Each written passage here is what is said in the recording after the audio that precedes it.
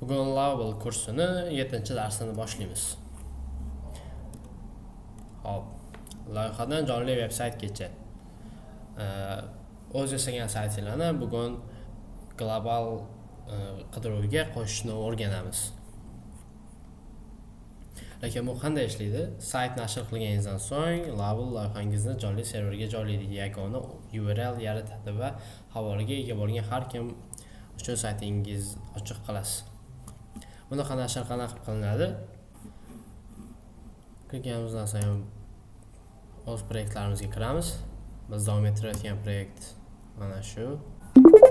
Saytimizga yagona URL bilish uchun publish tugmasini bosib URL yaratamiz yoki o'zgartirish kiritamiz. Misol uchun edit URL o'zgartiramiz.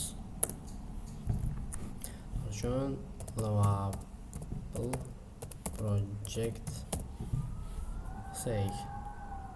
Bunaqa nom oldin qo'yilgan ekan, shuning uchun qo'yilmagan nom qo'yamiz.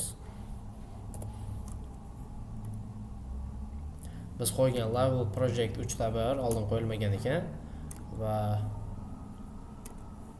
bu yangilanyapti. Bungacha biz darsimizni davom etsak. Doimiy va ulashish mumkin bo'lgan havola. Bu havola doimiy va oson ulashilinadi. Uni ko'rish uchun Lovable akkaunt kerak bo'lmaydi sizlarga. Xohlagan odam ochib ko'ra oladi. Shu sababli bu havola real fikr mulohaza yig'ish uchun juda qulay. G'oyani sinab ko'rish uchun potensial foydalanuvchi, tasdiqlash uchun mijozlar, MVP ni ko'rsatish uchun investorlar, yakuniy ishga tushirishdan oldin hamkasblar shu ko'rinishda o'zgartiramiz.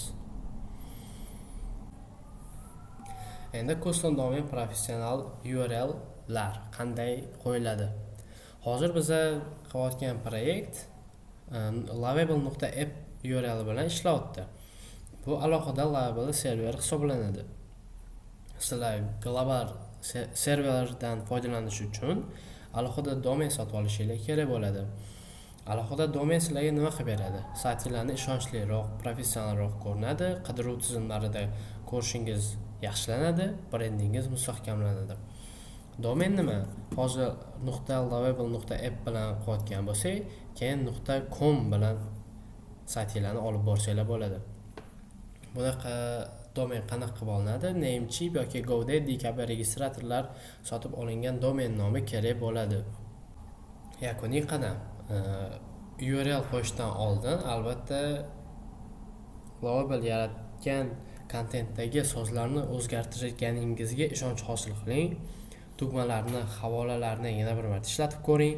Sayt desktop va mobil qurilmalarda yaxshi ko'rinishini tekshiring. Desktop va mobil qurilmalarda ko'rinishini qanday qilib tekshirsa bo'ladi? Mana bu yerda notebook o'xshagan qismi bor, o'shani bossanglar planshet ko'rinishi, telefon ko'rinishida va yana notebook ko'rinishidagi ko'rinishlarni ko'rib sozlasanglar bo'ladi.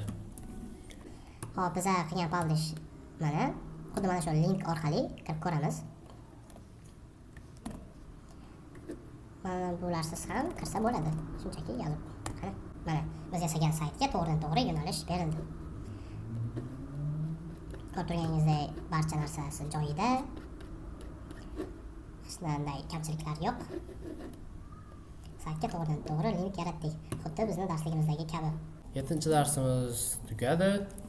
Keyingi darslarda ko'rishguncha testlarni, mashqlarni bajarishni unutmang.